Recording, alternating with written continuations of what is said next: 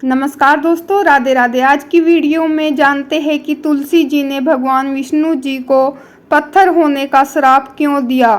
पौराणिक काल में एक वृंदा नाम की लड़की थी। उसका जन्म राक्षस कुल में हुआ था। वृंदा बचपन से ही भगवान विष्णु जी की परम भक्त थी। बड़े ही प्रेम से भगवान जी की पूजा किया करती थी। जब वह बड़ी हुई तो उनका विवाह राक्षस कुल में दानव राजा जलंधर से हो गया।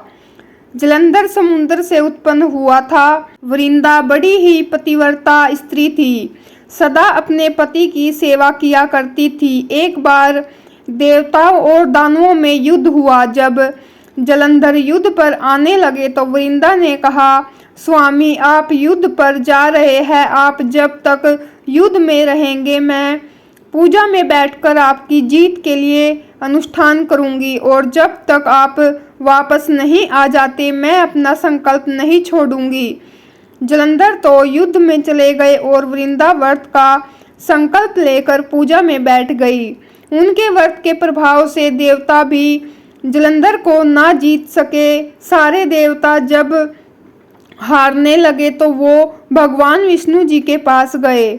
सबने भगवान जी से प्रार्थना की तो भगवान जी कहने लगे कि वृंदा मेरी परम भक्त है, मैं उसके साथ छल नहीं कर सकता।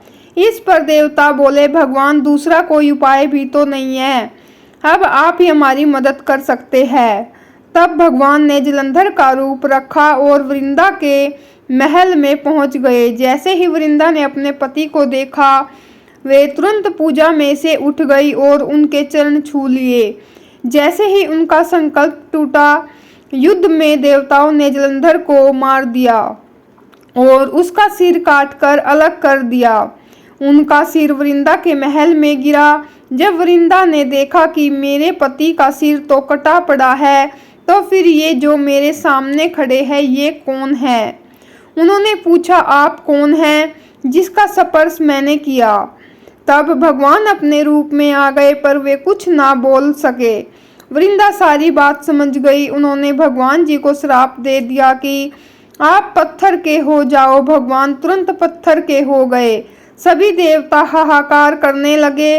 लक्ष्मी जी रोने लगी और प्रार्थना करने लगी। तब वृंदा जी ने भगवान जी का शाप विमोचन किया और अपने पति का सिर लेकर वे सती हो गई।